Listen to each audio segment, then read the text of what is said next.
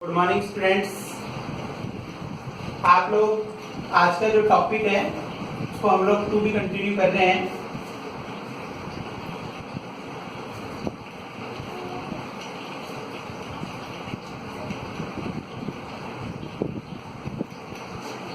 Topic की बात करें तो टॉपिक हमारा क्या चल रहा है? कंपनी। ठीक है, कंपनी में हमने लास्ट क्लास तक क्या देख लिया? कंपनी ने हमने लास्ट क्लास में देखा था कि यदि हम किसी वेंडर से कोई एसेट्स परचेज करें या उसका पूरा बिजनेस ही परचेज कर लें तो ऐसी कंडीशन में क्या एंट्री बनेगी। तो मैंने आपको 4 अलग अलग एंट्रीज लास्ट वीडियो के एंड तक बताई थी। आज मैं आपको बताऊंगा कि उस वेंडर को हम लोग पेड ऑफ कैसे करेंगे। ठीक है ना? तो हमारा जो टॉपिक था वो क्या था, यहाँ पे मैं आपको एक बार फिर से बताऊं। Issue of share for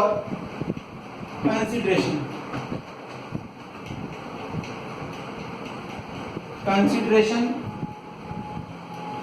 other than cash. Issue of shares for consideration other than cash था।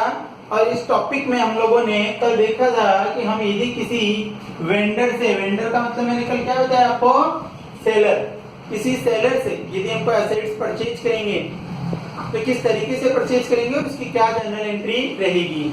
आज की क्लास में मैं आपको बताऊंगा कि हम लोग उसको पेमेंट कैसे करेंगे और एक दो प्रैक्टिकल क्वेश्चन भी अपन देखेंगे।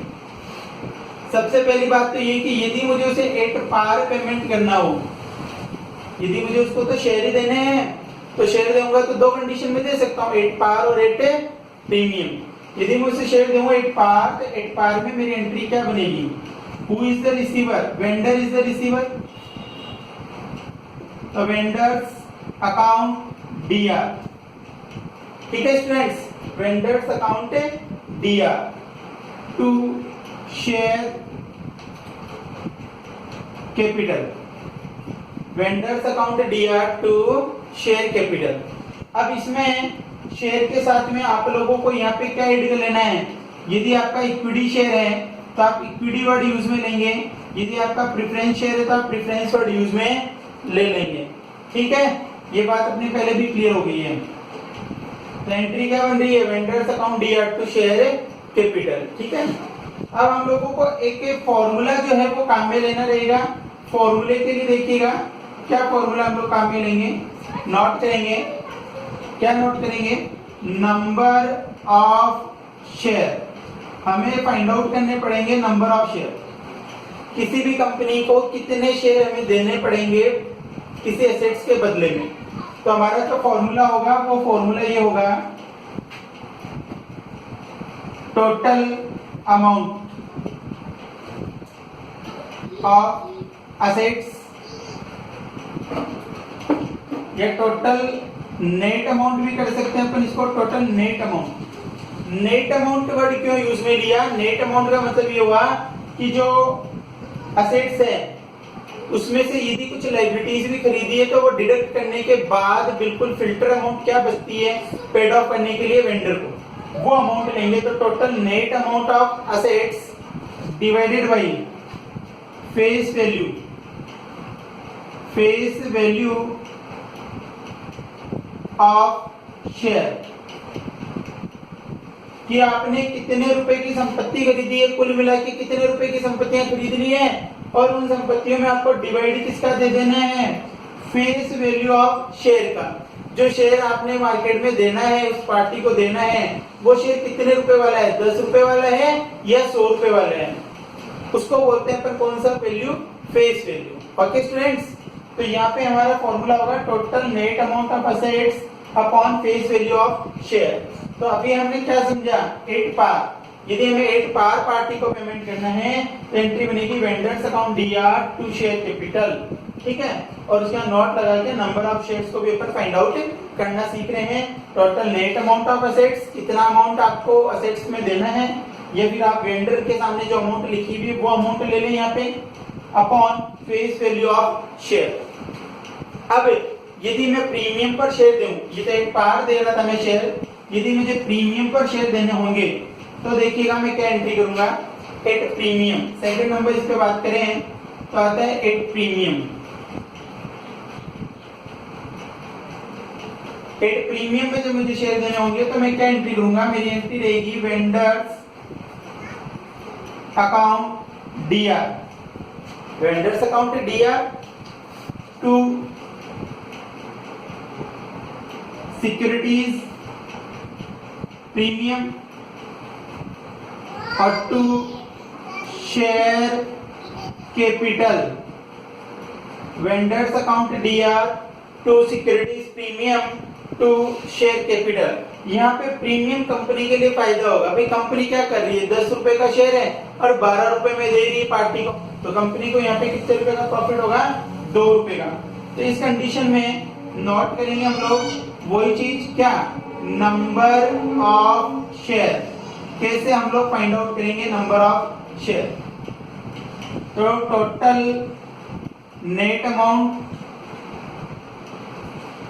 Of assets, total net amount of assets upon, अब अपॉन में देखिएगा चेंज आ जाएगा, अपॉन में हम लोग क्या लिखेंगे, अपॉन में लिखेंगे फेस वैल्यू प्लस, पिछली बार मैंने ओनली फेस वैल्यू लिखा था, फेस वैल्यू ऑफ शेयर, अभी मैं लिख रहा हूं फेस वैल्यू प्लस प्रीमियम, साथ में मुझे ऐड क्या कर देना है, प्रीमियम को ऐड कर देना है। तो total net amount of assets upon face value plus premium, जो भी फेस वैल्यू होगा उसमें प्रीमियम ऐड करके फिर मैं डिवाइड लगाऊंगा। समझ आ रही है मेरी बात आपको? तो ये यहाँ पे जो प्रीमियम वाली कंडीशन उसकी एंट्री हो गई, vendors account DR to securities premium to share capital, और नोट किया अपने नंबर ऑफ शेयर्स को, तो total net amount of assets upon face value plus premium. मैं अब एक चीज और क्लियर करूंगा आपको कि आप लोग जब डिबेंचर पढ़ेंगे तो डिबेंचर में भी आपको ये सेम टॉपिक देखने को मिलेगा। हमारे सिलेबस में शेयर्स भी हैं और डिबेंचर भी हैं, तो जब आप डिबेंचर पढ़ेंगे तभी भी आपको ये देखना पड़ेगा issue of share for consideration other than cash.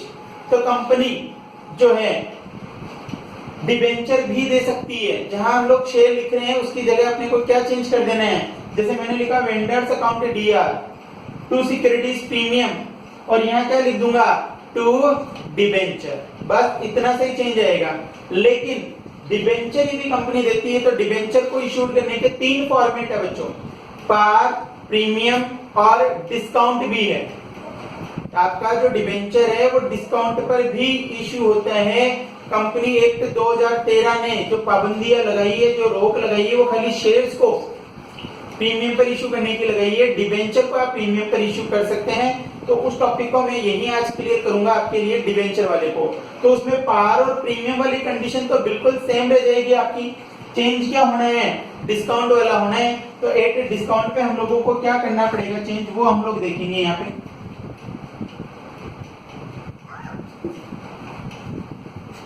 देखिएगा एट डिस्काउंट,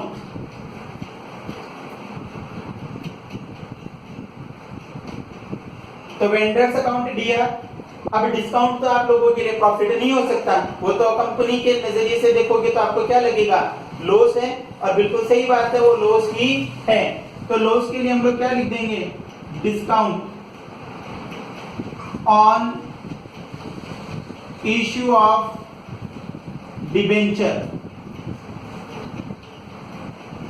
अकाउंट डीआर, क्या है, vendors account DR, discount on issue of debenture account DR to debenture.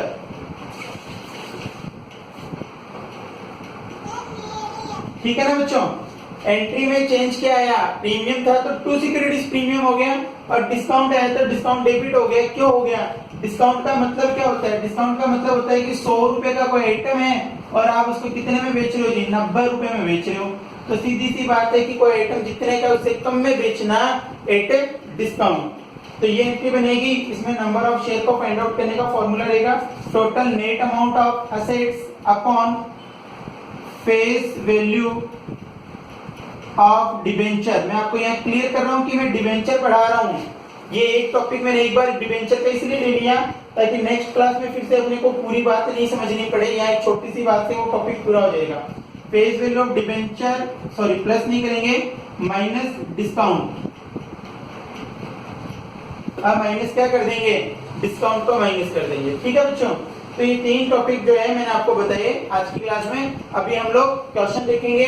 Question जो है वो आपकी बुक में चैप्टर नंबर 5 जो अपना चल रहा है, चैप्टर नंबर 5 की एक्सरसाइज नंबर फर्स्ट देख रहे हैं। ठीक है ना, चैप्टर नंबर 5 का question number first, question number first देखिएगा क्या कह रहे हैं। आप इसको थोड़ा सा यहाँ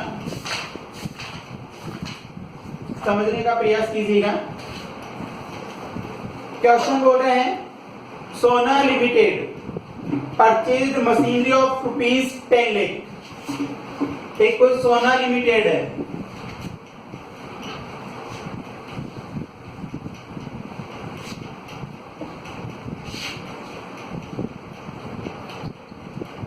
सोना लिमिटेड है और इन्होंने एक मशीन खरीदी है सर, मशीनरी। सोना limited purchase machinery of ₹10 lakh. Machine खरीदी इन्होंने 10 लाख रुपए की। फर्नीचर भी खरीदा इन्होंने, कितने रुपए का, 5 लाख का। 5 लाख रुपए का फर्नीचर खरीद लिया। ठीक है बच्चों, आगे लिखते हैं फ्रॉम मोना लिमिटेड। किससे खरीदा, सोना लिमिटेड ने खरीदा किससे, मोना लिमिटेड से। तो मोना लिमिटेड यहाँ पर कौन होगी, वेंडर। मैं आपको बताता ना वेंडर होते हैं। तो सोना limited purchase machinery and furniture from Mona limited. तो यहाँ जो मोना लिमिटेड है वो हमारा वेंडर है, वो हमारा सेलर है, वो हमारा विक्रेता है, वो हमें बेचने वाला है। तो आप फिर हम इस क्वेश्चन में वेंडर शब्द यूज में नहीं लेकर क्या वर्ड यूज में लेंगे, मोना लिमिटेड यूज में लेंगे। ठीक है, आगे लिखा है Sona limited paid 40% of amount by cheque. Sona limited ने जो भी अमाउंट बनी उसका 40% पेमेंट किया किससे, बैंक के थ्रू। जितना भी पेमेंट बनेगा उसका 40% तो बैंक से पेमेंट कर रही है। ठीक है, और आगे लिखा है बाकी जो अमाउंट है उसके लिए 10 रुपए वाले शेयर देगी। 10 रुपए वाले जो शेयर है वो दिए जाएंगे 20% प्रीमियम पे। देखिएगा क्वेश्चन को मैंने समराइज ही किया, खाली यहाँ पे एक समरी लिखी क्वेश्चन की, पूरा क्वेश्चन नहीं लिख पाया हूं मैं। ठीक है ना, आप लोग अपनी बुक से देखेंगे। आपकी बुक का क्वेश्चन नंबर कौन सा है, ये फर्स्ट नंबर क्वेश्चन है। Sona limited purchase machinery of ₹10 lakh, furniture 5 lakh from Mona limited. 40% payment किया इन्होंने किसके थ्रू, चेक के थ्रू। चेक के थ्रू, डिमांड ड्राफ्ट के थ्रू या बैंक के थ्रू, एक ही बात आती है सारी। और बाकी जो पेमेंट और बच गया, कितना पेमेंट बचा होगा, 60%। एग्जैक्टली 40% जब हमने पेमेंट कर दिया तो बचा कितना है, 60%। उस 60% के लिए कंपनी 10 रुपए वाले शेयर 20% प्रीमियम पर इश्यू करेगी। तो आप पहले बोर्ड पे समझिएगा एंट्री को किस तरीके से करेंगे हम लोग। फर्स्ट एंट्री देखिएगा इसकी, मशीनरी अकाउंट डीआर। मैंने आपको बताया था ना कि आप लोगों को क्या लिखने हैं, असेट्स अकाउंट डीआर। तो असेट्स का नाम दिया हुआ है मशीनरी, तो मशीनरी अकाउंट डीआर कितना, 10 लाख।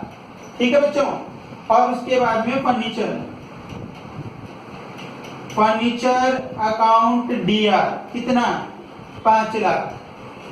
अलग अलग नाम दिए हुए एसेट्स के, जितनी भी एसेट्स के नाम दिए हुए होंगे वो सारी हम लोग यहाँ लिखते रहेंगे।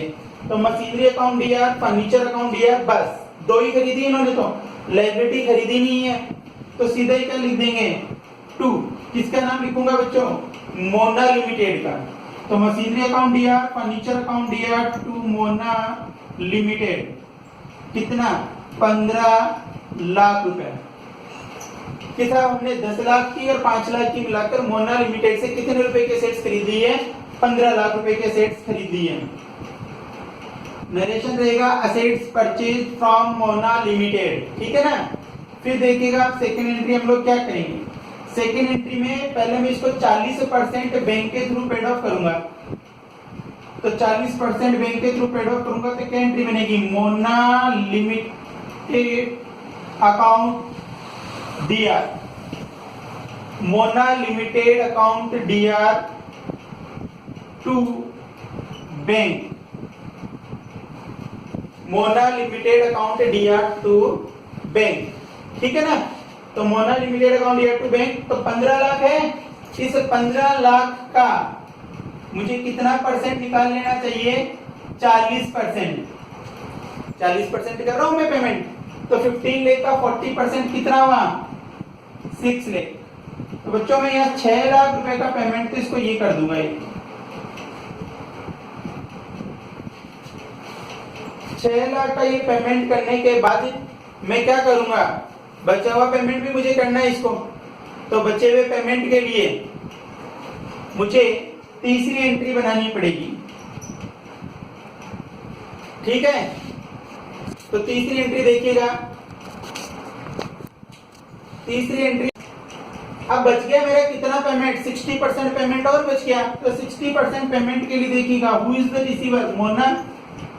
तो Mona limited account DR to किस पे पेमेंट करना है? प्रीमियम पे करना है। तो टू सिक्योरिटीज प्रीमियम, और टू में क्या आ जाएगा? शेयर। अब मुझे क्वेश्चन में लिखा है कि इक्विटी देना है, तो मैं लिख दूंगा इक्विटी शेयर कैपिटल, और नहीं लिखा है तो मैं केवल क्या लिखूंगा? शेयर कैपिटल, ठीक है ना। अब मुझे आप बताओ कि 15 लाख रुपए मोना से सामान खरीदा ना हमने, उस 15 लाख में से मैंने उसको कितने का पेमेंट कर दिया? 6 लाख का एक चेक देकर पेमेंट कर दिया ना। मेरे पास 6 लाख रुपए केस पड़ा था, तो मैंने केस से पेमेंट कर दिया कि एक बैंक में पड़े, वो ले जाओ, और बाकी जो अमाउंट बच गई उसका मैं क्या करूंगा? शेयर दूंगा। तो 15 में से मैंने 6 लाख पेड ऑफ कर दिया, तो रिमेनिंग अमाउंट कितनी रहेगी? 9 लाख, ठीक है ना। तो 9 लाख के लिए आप देखिएगा, मेरे को पहले फॉर्मूला यूज में लेना पड़ेगा बच्चों। फॉर्मूला मेरा क्या रहेगा? अमाउंट कितनी? 9 लाख। टोटल नेट अमाउंट, मैंने वर्ड जो काम में लिया टोटल नेट अमाउंट काम में लिया था, आपको जो फॉर्मूला लिखाया था। तो नेट अमाउंट का मतलब ये हुआ कि 15 लाख में से 6 लाख का पेमेंट हो गया, तो अब नेट अमाउंट क्या बच रही होगी? 9 लाख बच रही है। डिवाइड बाई फेस वैल्यू, तो फेस वैल्यू के लिए देखो क्वेश्चन में कितना रुपए का शेयर दिया हुआ है? 10 रुपए का, तो प्लस कर देंगे 10 प्लस 20% प्रीमियम। तो बच्चों अपने को क्या करना है? 10 रुपए का 20% फाइंड आउट करना है। तो इसका 20% कितना हुआ? 2 रुपया, तो प्लस करूंगा 2। तो अभी मैं इसको क्या लिख दूं? मैं लिख दूंगा 9 लाख डिवाइड बाई 12, ठीक है ना। और इसका इसमें डिवाइड लगाएंगे तो देखिएगा 12 7 जा 84, 6 0, 12 5 जा 60, और फिर बच जाएंगे 30 आपके। तो 75,000 नंबर ऑफ शेयर मैंने फाइंड आउट कर दिए। ये क्या है मेरे? Number of share. अब मुझे यहाँ पे मोना लिमिटेड के सामने देखिएगा क्या लिखना है? मुझे लिखना है 75,000 मल्टीप्लाई कितने रुपए का आइटम दे रहा हूं? 12 रुपए का। तो अमाउंट कितनी हो गई? 9 लाख। प्रीमियम के सामने क्या लिखूंगा? 75,000 इंटू 2, तो कितना आएगा? 1,50,000। और यहाँ पे लिखूंगा 75,000 इंटू 10, तो ये आएगा 7,50,000। हो सकता है आप लोगों की ये बात कम समझ में आई हो, मैं एक बार फिर से रिपीट करूंगा, इसको समझाऊंगा कि सबसे पहले तो मैंने वो संख्या निकाली है अंशों की संख्या, शेयर्स की, नंबर ऑफ शेयर्स, कि मुझे उस पार्टी को शेयर देने कितने हैं। तो पार्टी रुपया मांग रही है 9 लाख, और मैं उसे एक आइटम दे रहा हूँ कितने रुपए का? 12 रुपए का। तो 9 लाख डिवाइड बाई 12, तो मैं टोटल आइटम कितने दूंगा? 75,000, 75,000। तो मोना लिमिटेड को 75,000 आइटम देने हैं। ईच आइटम कितने का है? 12 का। अरे 12 का कैसे हो गया? अरे भाई हो गया ना, देखो 10 रुपया तो फेस वैल्यू है और 2 रुपया प्रीमियम है। 10 रुपए की चीज को 12 में बेच रहा हूँ, 2 रुपए ज्यादा में, तो कितने में? 12 ही तो है। तो 75,000 इंटू 12, ये तो मोना के सामने अमाउंट आ गई। अब प्रीमियम की बात करें तो नंबर ऑफ शेयर अभी फाइंड आउट कर दिए थे 75,000 इंटू प्रीमियम कितना है? 2 रुपया। ये देखो मैंने यहाँ फाइंड आउट किया 2 रुपया। तो 75,000 इंटू 2, तो कितना हुआ? 1,50,000। और इक्विटी शेयर कैपिटल में हमेशा फेस वैल्यू से मल्टीप्लाई होता है, चाहे कोई से भी फॉर्मेट में चले जाओ। तो 75,000 इंटू 10, ठीक है ना बच्चों। तो ये हुआ 7,50,000। तो इस तरीके से आपका क्वेश्चन ये कंप्लीट होता है। आप लोगों को क्या करना है, question number second Jain limited करके आपकी जो बुक में है, बिल्कुल इसकी सेम कॉपी है, आप उसका अभ्यास करेंगे, उसका प्रयास करेंगे, आपको समझ में आएगा, ठीक है। ओके, अब अपन देखेंगे एक प्रॉब्लम और देखेंगे अपन इसी से रिलेटेड। अभी इसी टॉपिक में मैं आप लोगों को डिबेंचर का भी एक क्वेश्चन करके दिखाऊंगा। वो क्वेश्चन आप देखिएगा, डिबेंचर को हम लोग किस तरीके से ट्रीट करेंगे यहाँ पे। तो डिबेंचर को समझने के लिए आपकी बुक का क्वेश्चन नंबर 16 लिया है मैंने, बुक का क्वेश्चन नंबर 16, ठीक है ना। तो क्वेश्चन नंबर 16 को आप लोग समझ लीजिएगा पहले अच्छे से, क्या कह रहा है ये। क्वेश्चन नंबर 16 में लिखा है, इसको आप और अच्छे से समझ पाएंगे, इसमें मैं आपको सारे फॉर्मेट बताऊंगा, पार, प्रीमियम और डिस्काउंट तीनों, है ना। तो ये ज्यादा बढ़िया रहेगा आप लोगों के समझने के लिए। विष्णु लिमिटेड ने विपिन लिमिटेड से, Vishnu limited purchase the business of Vipin. देखिए पिछले जो क्वेश्चन मैंने अभी किया उसमें केवल हमने एक पर्टिकुलर एसेट्स खरीदी थी, मशीन और फर्नीचर। यहाँ कहा जा रहा है Vishnu limited purchase the business of Vipin limited. Vishnu ने विपिन लिमिटेड का पूरा बिजनेस ही परचेज कर लिया है विद असेट्स ऑफ ₹12 लाख, जिनमें असेट्स मिली है विष्णु को कितने रुपए की, 12 लाख रुपए की, एंड लायबिलिटीज ऑफ ₹1,90,000। तो आप समझिएगा बात को अच्छे से कि who is the vendor, vendor is Vipin. पहली चीज तो ये विपिन लिमिटेड जो है ये आपका वेंडर है। दूसरी बात करूं तो असेट्स खरीदी है, असेट्स कितने रुपए की खरीदी है, 12 लाख रुपए। आगे बात करूं तो लायबिलिटीज भी खरीदी है, लायबिलिटीज कितने की खरीदी है, 1,92,000, ठीक है बच्चों। असेट्स भी खरीद ली है, लायबिलिटीज भी खरीद ली, सुख मिलेंगे तो दुख भी खरीदने पड़ेंगे, पूरा बिजनेस हायर कर रहे हो आप तो।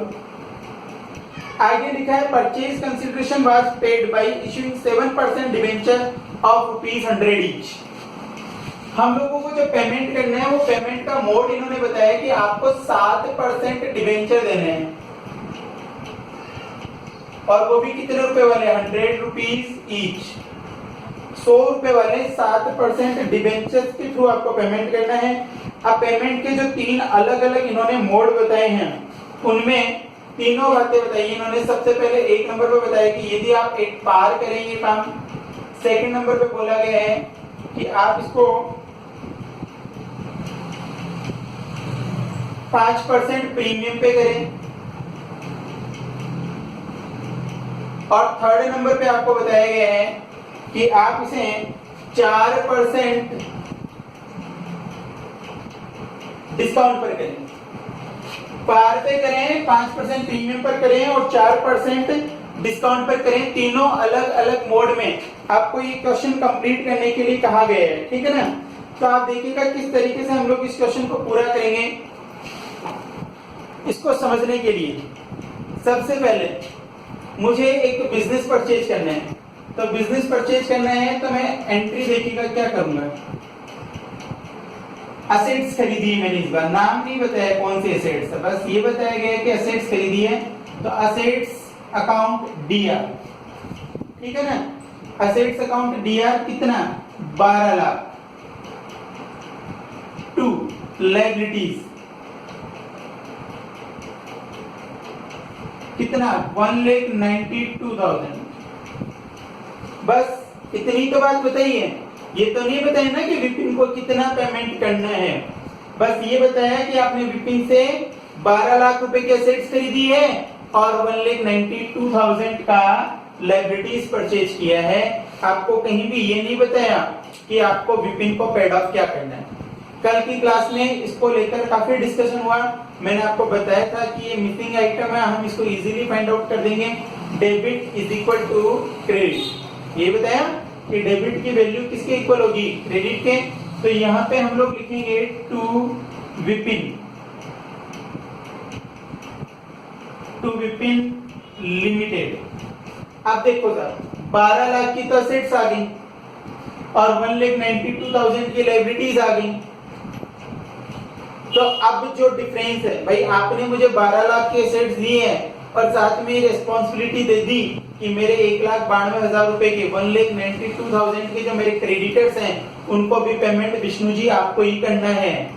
तो विष्णु जी कहेंगे कि मैं तुझे 12 लाख भी दे रहा हूँ और 192 का पेड ऑफ भी करूंगा, तो मैं तो तुझे फिल्टर करके जो अमाउंट देनी है तुझे वो कितनी दूंगा, 10,08,000। कैसे फाइंड आउट किया 10,08,000? 12 लाख माइनस कर दिया 1,92,000, तो फिल्टर अमाउंट हमारी निकल कर आ जाएगी कितनी, 10,08,000। ठीक है स्टूडेंट्स, ओके। अभी ये परचेज करने का काम कर लिया, यहाँ पे हम लोग नरेशन लिख देंगे, assets purchase from Vipin limited, या असेट्स की जगह हम लोग लिख दें पूरा बिजनेस ही खरीदा है, business purchase from Vipin limited. ठीक है ना। अब सेकेंड एंट्री देखिएगा, सेकेंड एंट्री में शर्त क्या लगी हुई है, पार की। कह रहे हैं यहाँ कि यदि हम उनको 8 पार पेड ऑफ करें तो क्या होगा, तो 8 पार आप जब पेड ऑफ करोगे तो who is the receiver, Vipin limited. तो आपकी एंट्री बनेगी Vipin limited account DR, Vipin limited account DR to 7% debenture. आपके मन में हो सकता है अभी आपने डिबेंचर नहीं पढ़ा है और आप डिबेंचर के बारे में ज्यादा जानते भी नहीं है, तो हो सकता है आपके मन में एक क्वेश्चन आ जाए कि सर डिबेंचर तक तो ठीक था, ये 7% क्या है, क्या मुझे 7% इंटरेस्ट चार्ज करना पड़ेगा या ऐसा कुछ। फर्स्ट थिंग आपको क्लियर कर दूं, डिबेंचर जो भी होते हैं और प्रेफरेंस शेयर, ध्यान से सुनिएगा, डिबेंचर और प्रेफरेंस शेयर दोनों में ही उनके नाम से जस्ट पहले, उनका नाम है डिबेंचर, उनके नाम के जस्ट पहले रेट दी हुई होती है। तो प्रेफरेंस शेयर में जो रेट दी हुई होती है वो तो होती है डिविडेंड की रेट।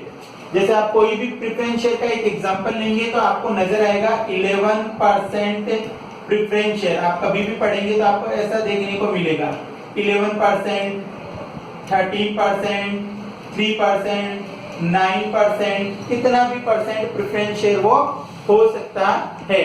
तो ये प्रेफरेंस शेयर की डिविडेंड रेट है, इन पर तो आपको क्या मिलेगा, लाभांश मिलेगा। डिविडेंड, डिविडेंड का मतलब होता है लाभांश, लाभ का एक हिस्सा, एक टुकड़ा। लेकिन डिबेंचर पर जो रेट दी हुई आती है ये डिविडेंड की रेट नहीं होती है, ये रेट होती है किसकी, इंटरेस्ट की।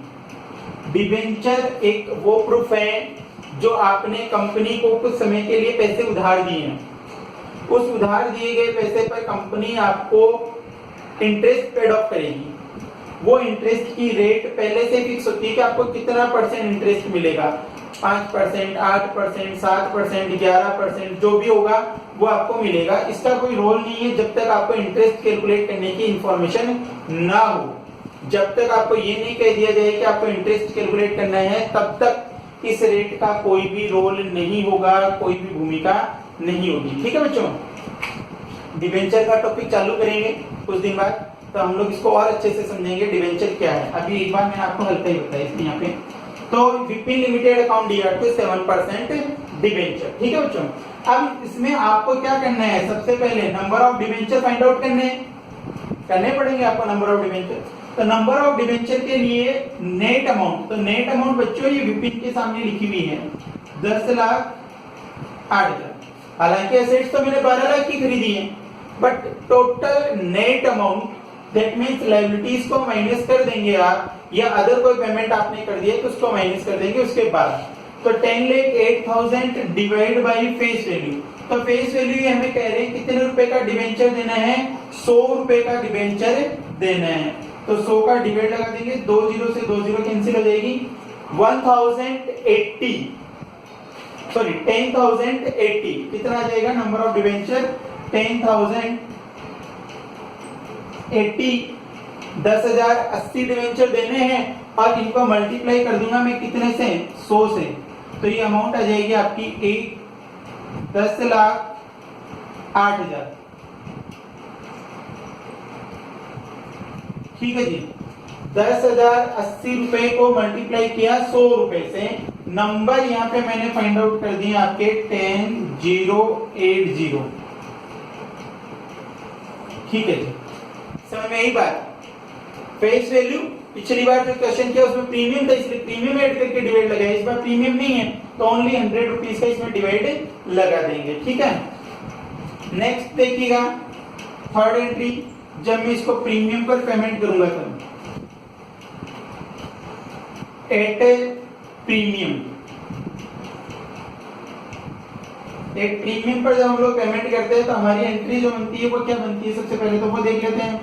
एंट्री बनेगी Vipin limited account DR, Vipin limited account DR to securities premium to 7% debenture. Vipin limited account DR to securities premium to 7% debenture. तो यहाँ पे आप लोगों को सबसे पहले ये number of debenture find out करना है। तो इसके लिए वही आपका formula 10,08,000 divide by 100 rupees face value. Premium कितना है 5%, प्रीमियम 100 रुपए का 5% है, 100 रुपए का 5% कितना होगा 5।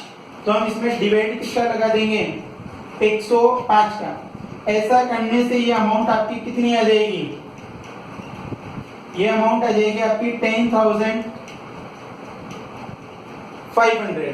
ठीक है ना, 10,500 रुपए जो है, एक बार चेक कर लेते हैं इसको, थोड़ा सा और क्लियर कर लेते हैं एक बार पहले।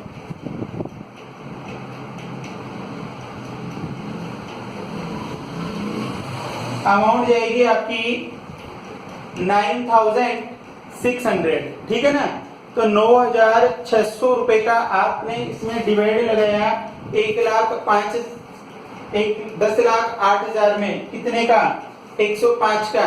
तो ये अमाउंट जो आएगी वो आएगी 9,600। तो आपको विपिन के सामने लिखना है 9,600 मल्टीप्लाई करेंगे कितने से 105 से। ठीक है, तो ये अमाउंट आ जाएगी 10,08,000 रुपए। उसके बाद में प्रीमियम की बात करेंगे तो प्रीमियम में अमाउंट लिखी जाएगी 9,600 मल्टीप्लाई 5, तो ये आ जाएगी 48,000। 5 रुपए है प्रीमियम का, तो 5 से मल्टीप्लाई कर देंगे और उसके बाद में फाइनली डिबेंचर के सामने आ जाएगा 9,600 को 100 से मल्टीप्लाई कर देंगे तो 9,60,000। ठीक है, तो 9,60,000 प्लस 48,000 को ऐड करेंगे तो ये वैसे भी हो जाएगा आपका 10,08,000। ठीक है ना, दो अलग अलग मोड में मैंने आपको बता दिया, एट पार में क्या करना है और एट प्रीमियम में क्या करना है ना। और अब मैं पढ़ा रहा आपको क्या हूँ, डिबेंचर पढ़ा रहा हूँ। तो डिबेंचर में सीधी सी बात है कि एट डिस्काउंट भी होता है। तो इस एट डिस्काउंट वाले को समझाने के लिए मैंने आपका ये क्वेश्चन लिया है।